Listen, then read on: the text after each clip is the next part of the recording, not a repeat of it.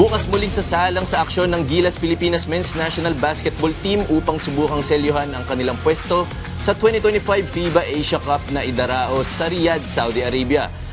Para mangyari yan, kailangan nilang talunin ang pambato ng Hong Kong sa kanilang ikalawang laro sa Window 2 ng qualifiers.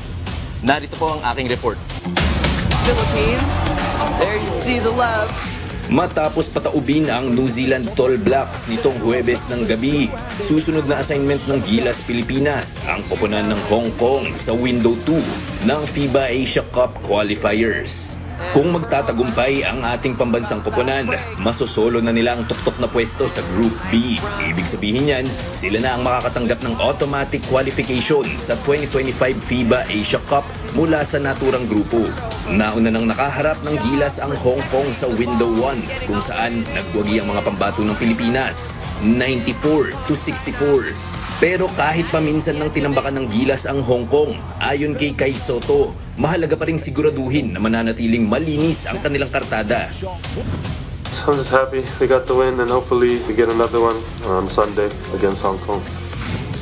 Bukod kay Soto at sa highest scorer ng laro na si Justin Brownlee, malaking bagay din sa panalo ng Gilas kontra New Zealand ang mga winning play ni veteran point guard Scottie Thompson. Sabi ni head coach Tim Cone, patunay ito na epektibo ang estilo ng paglalaro ni Thompson sa international stage na taliwas sa mga sinasabi ng kanyang mga kritiko. Well, I remember a time, and I remember this time very distinctly, where there was a lot of talk about Scottie can't play at the international game. I don't know if you guys remember that, but there were a lot of people saying he can't play in the international game because he can't shoot,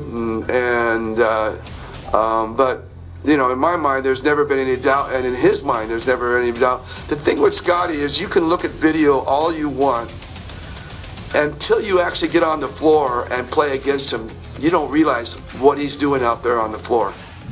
Sa pananaw ng karamihan, sigurado na ang panalo ng Gilas sa linggo dahil minsan na nilang dinumina ang Hong Kong sa Window 1. Pero ang susunod nilang hamon dito ay patunayan na Pilipinas pa rin ang mga hari ng basketball sa Asia sa kanilang pagtungtong sa 2025 FIBA Asia Cup. And a chance of a three-point puts out the finish.